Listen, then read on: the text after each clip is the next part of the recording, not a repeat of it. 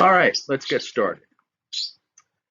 The first thing we're going to do is go over King Lear again, and we're going to review this for the open question exam. So I've gone over the last 30 years of questions and see which novels we've covered and how they apply to it. Most of the questions apply to King Lear. That's where I'm going to start. So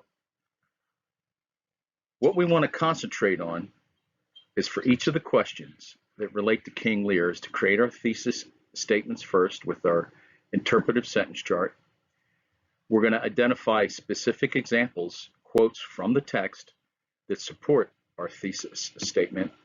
Then we're going to create topic sentences that support the examples and how they relate to the thesis statement. Then we're going to create comments, or SEC, comments on how the example supports the topic and develops the thesis statement. And we're going to be looking for some full examples of essays so that we have ideas that we can practice. We're going to take the sample exams from previous students. We're going to analyze those and look at the scores that AP had given them and why they got those specific scores, and then incorporate those into our own lessons. All right, and that's how we're going to start. King Lear. King Lear, the tragic hero. We need to know the definition of what a tragic hero is because we want to put these words within our thesis statement, if necessary, so that the people who are reading our essays understand that we know what we're talking about. So, first, person who faces adversity or demonstrates courage in face of danger. Sometimes faces downfall as well, as we saw in King Lear. And when the hero confronts his downfall, he's recognized as a tragic hero or protagonist. You want to make sure you use that word in your essay, protagonist. And these types of stories are called tragedies. And he confronts his downfall due to fate, by his own mistake, as we see in King Lear, or by other social reasons, and must invoke a sense of pity and fear in the audience. Memorize this. Look at the key terms. This is what you want to put in your writing. Now, he'd gone over the characteristics of the tragic hero, and it's important to know these because they all work together to develop the themes of the play. Hamartia, the tragic flaw that causes the downfall. This is King Lear's problem. He can't see appearance versus reality. And we see this in the test that he gives his three daughters, the love test. The two give him flattery, but they really don't love him. The one, Cordelia, truly loves him, but she won't participate in the test. This begins the action of the play. Hubris, excessive pride and disrespect for natural order. Again, King Lear's problem, his excessive pride. He can't accept things the way they actually are, and he has this false sense of reality. And then when he divides his kingdom in three, and he steps down from his throne, he still wants to be the king and all the good stuff that goes along with it. However, that goes against the natural order. Peripetia, I don't know if I say that right, but it's the reversal of fate. So one day he's the king, the next day during the storm he's homeless, as we see in the end of Act 2. Anagnorisis, I never say this right, anagnorisis, a moment of time when the hero makes an important discovery. This happens a couple times during the play. End of Act 2, he realizes his two daughters are wicked and evil. And then at the end of the play, he realizes that Cordelia truly is the one that loves him.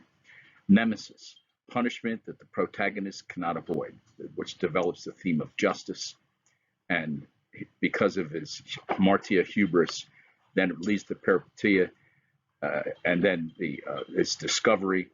This is the punishment that at the end he dies. That's a tragedy. Everybody dies at the end. And catharsis. This is the feeling of pity and fear by the audience for the inevitable downfall of the protagonist. Remember that word protagonist. You want to use it in your play and then also relate it back to the definition of the tragic hero and the characteristics.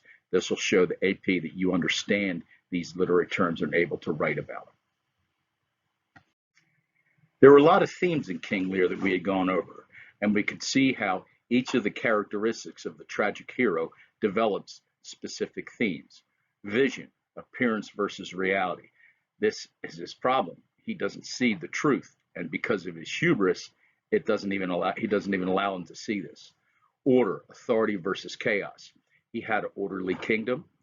He divided his kingdom, threw everything into chaos. Justice or nihilism.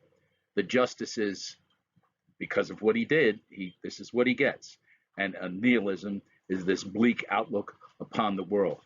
Self-knowledge. Throughout the play, King Lear developed self-knowledge and realizes his error at the end.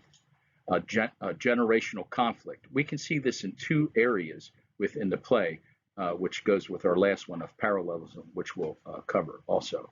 And reconciliation at the end of the play as he reconciles with Cordelia.